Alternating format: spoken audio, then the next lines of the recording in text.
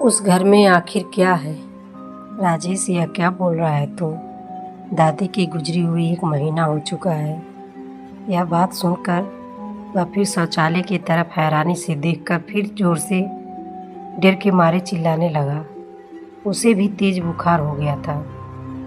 उसने कहा कि सच में उसने दादी को शौचालय की तरफ तेज चलते हुए देखा और वह गिरने वाली थी, लेकिन उसने पकड़ना चाहा तो वह काट से उठ नहीं पाया और हमारे आने के बाद उस तरफ मुड़ा तो दादी गायब हो गई थी। राजेश को उस पल याद न आया कि दादी के गुजरे हुए 1 महीना हो चुका था। आत्माएं एक मृत्यु के पश्चात काफ़ी समय तक अपनी जगह अपने घर में रहते हैं और अपने रोज के काम में जुटे रहते हैं। एक और घटना हुई मौसी के घर में, विरह में, उसी घर में जहाँ हम छुट्टी में गए थे। मैंने डरते हुए पूछा था, हाँ उसी घर में, क्या वहाँ भूत था? मुझे बहुत डर लगा। उस घर में तुम्हारी मौसा जी को कोई तरक्की नहीं थी। तुम्हारे भैया को भी बार बार बीमारी होती थी। तुम्हारे मौसा जी और मौसी के बीच झगड़े होते थे। आत्माएं घर में रहने वाले लोगों के बीच झगड़े पैदा करते हैं। एक रात उस एसी वाले बेडरूम में सोए हुए तुम्हारी मौसा जी को एक खिड़की के पास किसी के धीरे से विलस बजाने की आवाज़ आई। पहले तो तुम्हारे मौसी को लगा कि शायद उसका वहम है, लेकिन फिर वह तुम्हारे मौसा जी को जब उससे कहा कि विलस की आवाज़ सुनाई दे रही थी, तब उसे विश्वास हुआ कि विलस की आवाज़ सुनाई दे रही थी। वे दोनों खिड़की के पास गए और उन्होंने दरवाज़ा खोला, लेकिन दूर दूर तक कोई दिखाई नहीं दिया। उन्हें हैरानी हुई। फिर वे लोग खिड़की बंद करके सो गए। लेकिन फिर उस घर में रात को और अजीब अजीब चीज़ें होने लगी। रात को वहाँ तकियों का अपने आप पटपटाना और ऐसा लगना जैसे उनके कंबल को जैसे कोई धीरे से नीचे से खींच रहा हो। और कभी कभी उन्हें पैरों के पास ठंडी सी एहसास होती थी, जैसे कोई ठंडी हाथ उसे चुराई हो।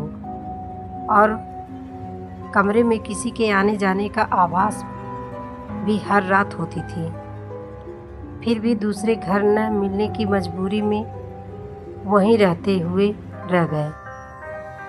लेकिन एक रात जब तुम्हारी मौसी जो सो रही थी, तब उन्हें अचानक कोई उनकी गर्दन के दाएं तरफ धीरे से मुंह से काटने लगा। लेकिन जब तुम्हारी मासी ने चिल्लाना चाहा, तब बोल नहीं पाई, लेकिन उसे ठीक से महसूस हो रहा था कि कोई उसके गर्दन को मुंह से लगातार काट रहा था। फिर उसने डर के मारे ओह साईं बाबा कह के चिल्लाया। तब उस भूत ने उसे छोड़ दिया। लेकिन जब तुम्हारे मासा जी ने मासी की आवाज़ सुनते ही लाइट ऑन की, तब तुम्हारी मौसी को हैरानी हुई, क्योंकि तुम्हारी मौसा जी और भाई दोनों ही उससे काफ़ी दूर सोए हुए थे। और तुम्हारी मौसी चौंक गई जब उसने अपने गर्दन पे हाथ डाली, तब वह गीला था। इसे तुम्हारे मौसा जी को मौसी बहुत घबराए गए और उन्होंने राजेश से दूसरा मकान ढूंढने को कहा।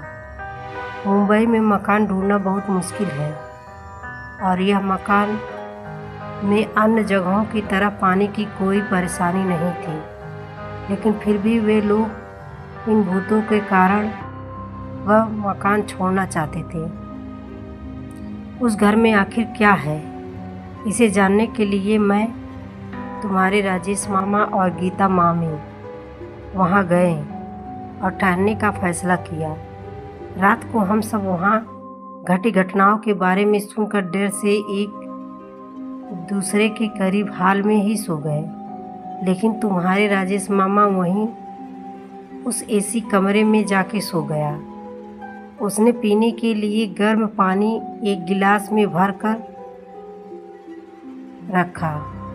उसके ऊपर एक प्लास्टिक क्लोजर रखकर उसे वहीं काट के पास छोटे से मेज पे रखा।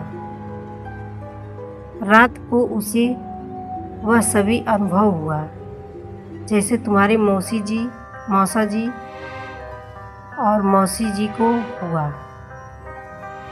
किटकिटियाँ पटपटा रही थी। हल्के से कोई कंबल खींच रहा था। किसी का अंदर बाहर जाने का आभास। लेकिन राजेश आंखें बंद कर चुपचाप सो गया। लेकिन जब वह सुबह उठा तो पानी का गिलास खाली था और उसके ऊपर रखे प्लास्टिक क्लोजर को जैसे ही गिलास के ऊपर रखा था।